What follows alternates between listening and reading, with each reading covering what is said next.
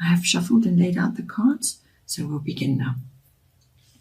I work through the 12 houses of the zodiac, and the cards in each house indicate the energies at this time. So for Gemini, for the first house, we have Libra, I balance. So your first house is all about your body, yourself, your outer appearance, how you appear to others, how you are perceived by others, and what you're projecting outward as well. So with Libra in there, this is again an air sign, and Libra is all about finding balance. So this could just be with the way you are projecting yourself to others. Keep an even keel, keep your attitudes and perhaps your outer projections on a balanced way, so that that whatever you're saying and whatever you are imparting to others is going to be well received. Librans can also sometimes be a little bit indecisive, so if there's something that you're wanting to get across, perhaps prepare in advance if possible, so that when you do have your say, or when you are interacting with others, you're coming across in a positive way. Librans are generally very dignified people. They don't like confrontation. They don't enjoy dramas, so they like to negotiate and keep things flowing, and to come, to use their air qualities, which is the mind, to assess and to come to a happy medium. So also from the body point of view, it could be that if you are looking to start a new outward regime, whether it's working on your body, perhaps it's exercise, or perhaps just improving the way you look, go for a classic look, and just don't go to extremes in any way. Just keep an even keel through this period. When it comes to the second house, we have the North Node, which is appearing in there. The North Node is always to do with life purpose. And it's if you're into following, your past lives, or thinking about what you've brought in from past lives, the North Node is all about moving on from that and moving into your life purpose for this particular incarnation. So you use the South Node to give you your foundation, to see what it is that you are bringing in with you. So if it could be hidden talents, it could be some kind of ability that is now starting to surface. It could also just be putting to bed past issues which have dogged you, and now you need to move forward into a clearer path and feel more at home in that particular house. Now the second house is all to do with income, your money that you've got coming in. It's to do with values. It's also to do with property, your environment, and your stability. It's also to do with what you love, what you desire and what you would like to own. So with the North Node life's purpose coming in there, it indicates that possibly elements are coming in for you now which are going to give you a boost to move you forward in the direction that you need to go in. So it could be just some kind of windfall, or some kind of push in the direction that you're wanting to go, the direction that you've set for this lifetime. So you're starting to feel a lot more comfortable in your life purpose. There's going to be some sort of support in that endeavor. It could also just be coming home to yourself when it comes to your own values and what you want to move forward with in your life. So it's almost like a positive push in the direction of that you're wanting to head in this lifetime. So you may want to ponder a little bit, put to bed the past issues that you've perhaps dealt with, things that no longer serving you anymore, and you'd like to move on from them, and point yourself north, head north to your guiding light, and to what it is that you feel you would really like to achieve, or you would like to just lay the foundation for in this lifetime. In the third house, we have Mercury, which is mind. This is Mercury rules the third house, so it's in its own house. The third house is all to do with all forms of communication, whether it's verbal, written, even body communication. It's also to do with contracts. It's to do with your siblings and early education and short trips, like small trips. So with Mercury appearing in there, you're asked to turn your mind to what it is that you're currently saying, and what you are agreeing to in terms. So that could be contracts of some sort, and apply the analytical side of Mercury to that, and have a good look at what it is you're doing and what it is you're saying, because it also ties in with your eye balance, which is what you're projecting outwards and what's being perceived by others. So and they're both air signs. So you need to bring the air element into your third house to actually help you going forward, because there may be issues coming up. If you're in the media world, if being in the media world is part of your profession, then Mercury in there is a very good thing to have, because it's in its own house and it's all the qualities of Mercury, which is that quick decision-making, witty, inquisitive, curious, and sharp. It's a very quick thinking, think on your feet kind of energy. Also, Mercury rules electronics of all sorts. So if you are buying something, or you're drawing up a contract for something to do with that, just make sure that everything is clear and that you're absolutely 100% happy with what is being put down in terms. And if you need another set of eyes, then do that. But apply your analytical abilities in that regard. And just think about what you're saying, what you're putting down in paper, what you're actually imparting to others. If you're teaching, you may need to obviously bring in the higher principles of Mercury, which I've already mentioned. In your fourth house, you have Cancer, I feel. So this is, again, it's in its own, the Cancer rules the fourth house. So it's in its own house. And Cancerians always bring a watery element. They love their home. They love their family. And they're quite clannish. So you may be closing ranks there when it comes to your home, or just feeling the need to retreat on a regular basis. Withdrawal is necessary. Always remember the crab. The crab is associated with Cancer. They like to withdraw. They skitter along the sands of life, gathering and doing whatever it is they need to do, but they do periodically withdraw, and they have the shell to protect them should they feel insecure or threatened in any way. They've also got that massive claw. So they can be quite protective of their environment and of their family. So don't tangle with them if you're going to annoy them. So when it's applied to your fourth house, this indicates your home. So the fourth house is about your home, and it's about your early, your foundation, your roots, your family's foundation and roots. And Cancerians go through phases of the moon. They can be in full force sometimes, and then they need to withdraw. And things go through phases like that of the moon. So it could also signify change within your home environment. So you just need to go with the flow there, and just feel super sensitive in your home environment. And just bear in mind that you are you may be interacting with others. It's wonderful to be nurturing, which is, again, the Cancerian thing. It's also the mother. It's wonderful to be nurturing and loving in your home. Just don't be clingy or too overly emotional. Just, be compassionate and be loving, and bring that into your home environment. Because I feel you're going to need it.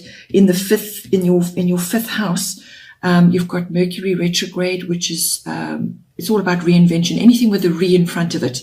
So this could be relief. It could be when you re-look at something, when you review something. And the fifth house is all to do with children. And Cancer is associated with that because it's also involved with children. It rules, it has associations there. So your fifth house, children, it's your creativity, and it's your love affairs, romance, having fun, recreation of all kinds, whether it's sporting or whatever, and just having fun in general. But it can be a good indication of your creativity in this lifetime. And your Mercury retrograde reinvention means you need to relook at this again. There's something that's coming up in your 5th house, which is requiring some contemplation to figure out what is working, what is not working, what perhaps need to be tweaked. If it's to do with your children, one or more of your children may be going through a phase of reinvention where they are changing how they are moving forward in the world. So you're going to be having that in your 5th house. If it's a creative project, you're going to be perhaps may have to redo something. But whatever it is that you're going to be redoing, it's giving you an opportunity to look at it again and to move forward with the revised version. And if it's your child that's having a reinvention, to support them through that. Maybe a little bit tricky in sort of in the beginning stages, because basically there's change going on. There's a little bit of turmoil, and you may need to support them through that. And that's why I feel the Cancer for your home environment may be coming in there, where you will be super sensitive to what's going on, but just to stay balanced at all times.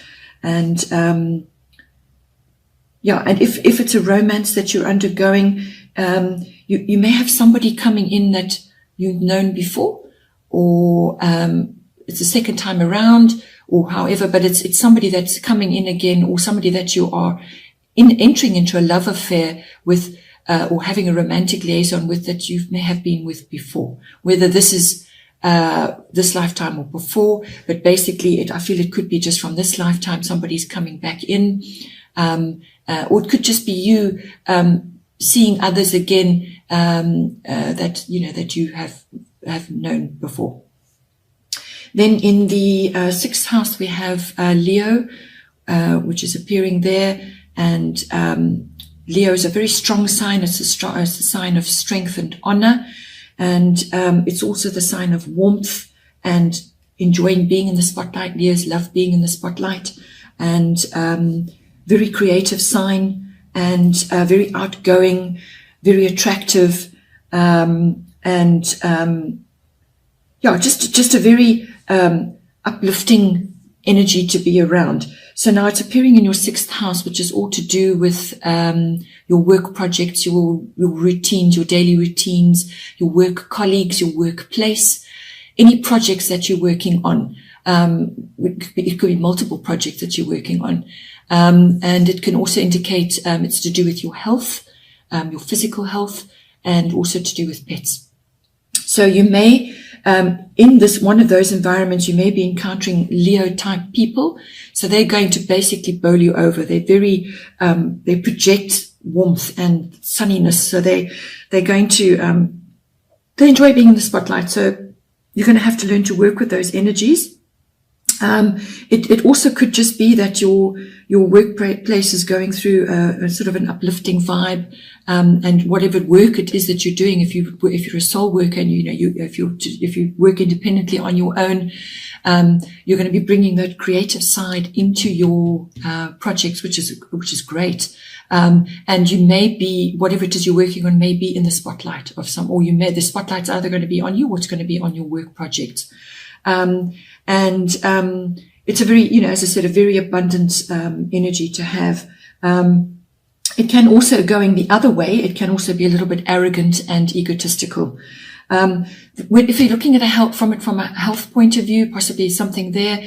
Leo always rules the heart, the circulatory system, so it could be something in there that you're needing to address or to look at.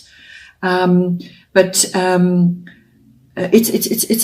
a sunny sign, very warm sign, and you could just be feeling good about yourself as well. But if there are health issues, then to actually address it and look at it. And if you need a checkup, then go for a checkup. Then in the 7th house, which is a house of your relationships, your personal relationships, your one-on-ones, you've got Aries, I am, very fiery sign to be having in there. And this is as I said, your one-on-one, between you and your significant other, or you and your business partner. And it's a very dynamic energy, a very forceful energy, get up and go, lots of fresh ideas, movement, change, moving forward, progression. Or it could just be a really great idea. So if it's a business partnership, there's going to be a lot of energy and a lot of a lot of things happening, but forward movement, fiery, passionate projects that you maybe, or business that you may be starting. If it's to do with you and your partner, a lot of fiery, passionate energy there. And, let's go and get them. Let's get up and go. Let's go and do things. Aries are also very loyal people, actually, when it comes to relationships as well. Once they've decided what they want and who they want, they will go after it. And they will, they put their whole heart into it. So if that's the energy you're bringing into those relationships, your one-on-ones, you and your significant other, that's great. It also can bring in the impulsiveness and the, just very ambitious, almost sort of self-centered as well, in a way that you're going after that one particular goal, or you're actually, going after that one particular person. So it can also be a very impulsive, very forceful sign. So don't overdo it, but use that passionate, fiery energy and harness the loyalty of the Aries to actually make your relationship better. Then in the 8th house, which is the house of sexual relations, sex, death, and rebirth. So more than likely that's symbolic death and rebirth.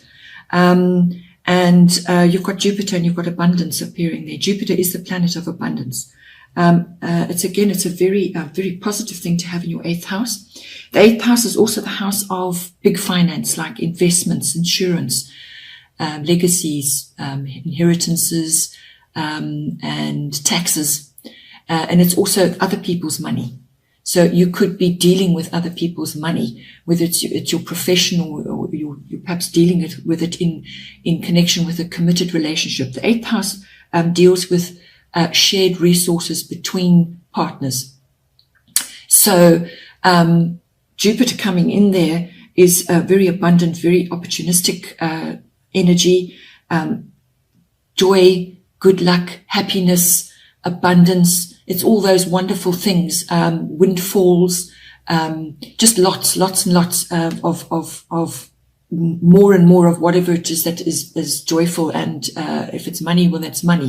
If it's abundance, it's abundance, because abundance can come in all kinds of forms, not necessarily just money. So the resources between you and your significant other, or in your business environment, can expect to have a boost of some sort. Also, Jupiter because it's the biggest planet, it can also be a bit overbearing and a bit egotistical and exaggeration, going over the top.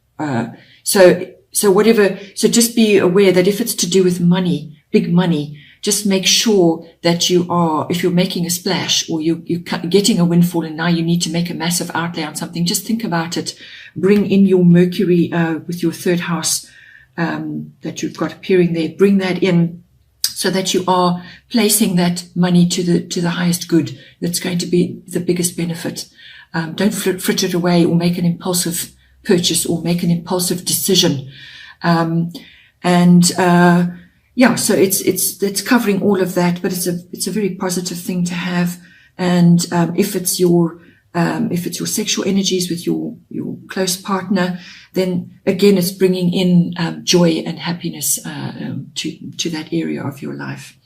If it's to do with the symbolic death and the rebirth of something, it's a very positive thing, because what it means is that whatever was there before has died away, and something new is coming out of that. And to have Jupiter in that regard to whatever it might be in your life is a very positive thing.